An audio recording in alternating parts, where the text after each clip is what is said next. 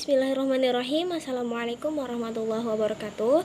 Kami dari kelompok 10 akan mempresentasikan mengenai model pembelajaran langsung materi akhlak di madrasah.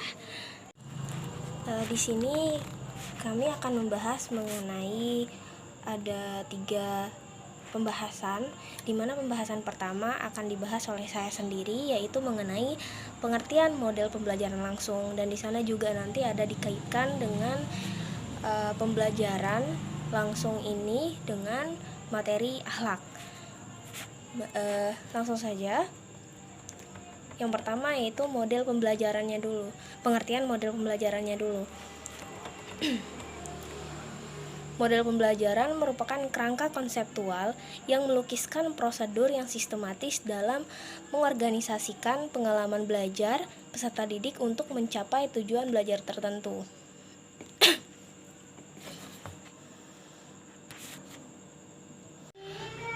Kami dari kelompok 10 akan membahas, di sini ada 3 pembahasan, di mana pembahasan pertama yang akan menjelaskan yaitu saya sendiri. Pembahasan pertama mengenai pengertian model pembelajaran langsung.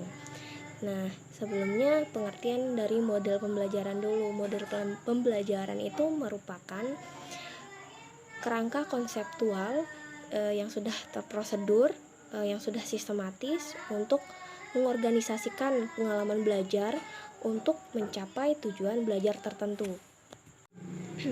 Adapun model pembelajaran langsung yaitu merupakan pengajaran langsung atau pembelajaran secara langsung yang diarahkan oleh guru melalui penugasan-penugasan yang diberikan oleh guru, tetapi tetap di bawah pengawasan seorang guru.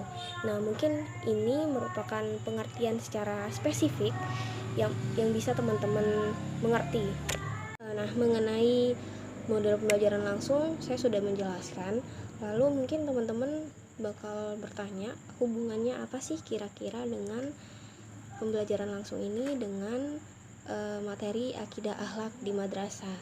Nah, perlu kita ketahui, materi akidah akhlak di madrasah ini memiliki kontribusi besar terhadap motivasi kepada siswa untuk mempelajari dan memperhatikan akidahnya. Dengan siswa itu memperhatikan akidah, maka dalam bentuk pembiasaan melakukan akhlak terpuji itu pasti mereka akan lebih mudah begitu, dan pasti lebih besar kemungkinan untuk dia menghindari akhlak tercela dalam kehidupan sehari-harinya.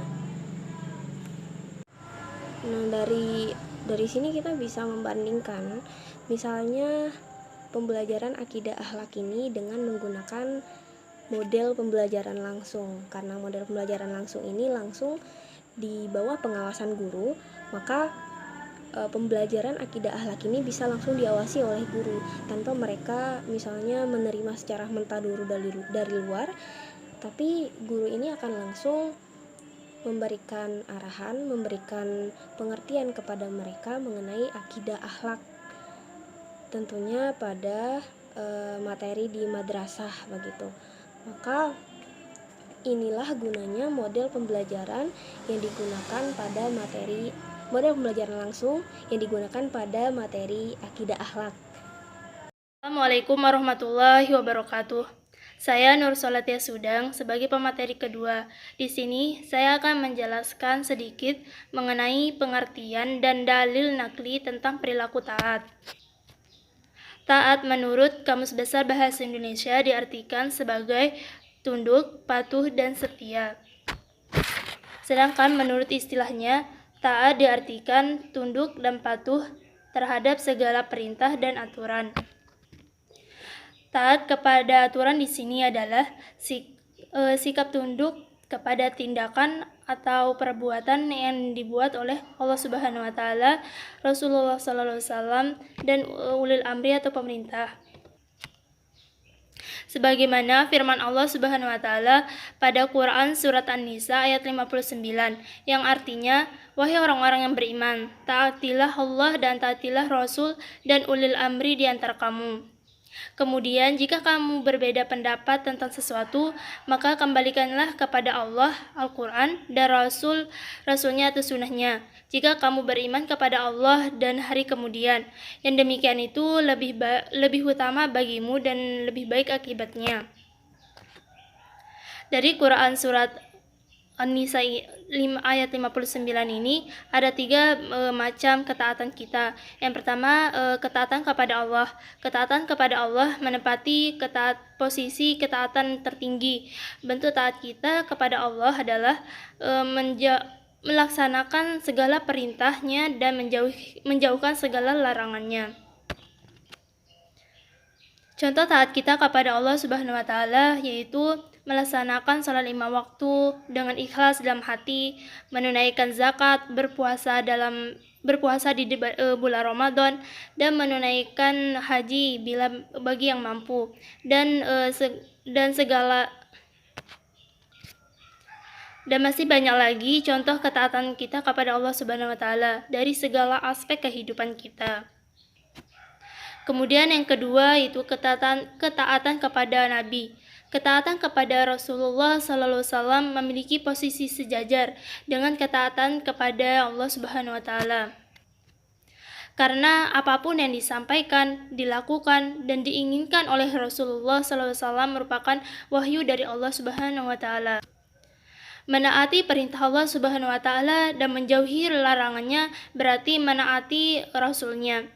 Karena perintah Rasulullah SAW adalah perintah Allah Subhanahu wa taala.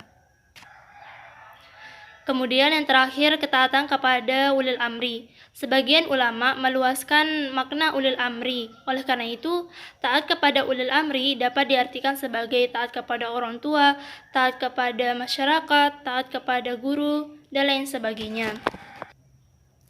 Ketaatan kepada ulil amri ini ada syarat-syaratnya, yaitu tidak boleh bertentangan dengan aturan Allah dan Rasul-Nya. Ketaatan anak kepada orang tua menjadi salah satu kewajiban untuk berbakti kepada kedua orang tua setelah takwa kepada Allah Subhanahu wa taala.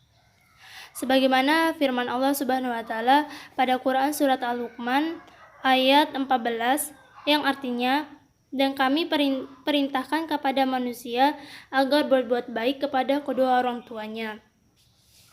Nah, sebagai seorang anak itu wajib berbakti kepada kedua orang tua, karena orang tua telah bersusah payah memelihara, mengasuh, dan mendidik, sehingga menjadi seorang yang berguna dan berbahagia.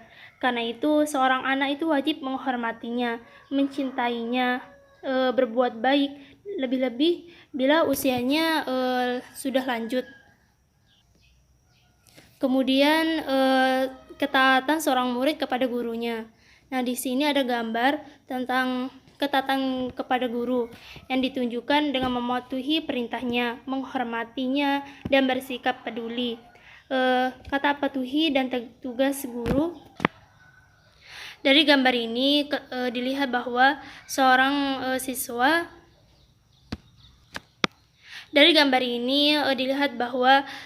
atau peserta didik mematuhi akan tugas yang guru berikan kepada mereka, dan mereka menghormati dengan berkata sikap dan sopan. Mungkin itu saja yang dapat saya sampaikan. Mohon maaf segala kekurangan. Sekian, wassalamualaikum warahmatullahi wabarakatuh.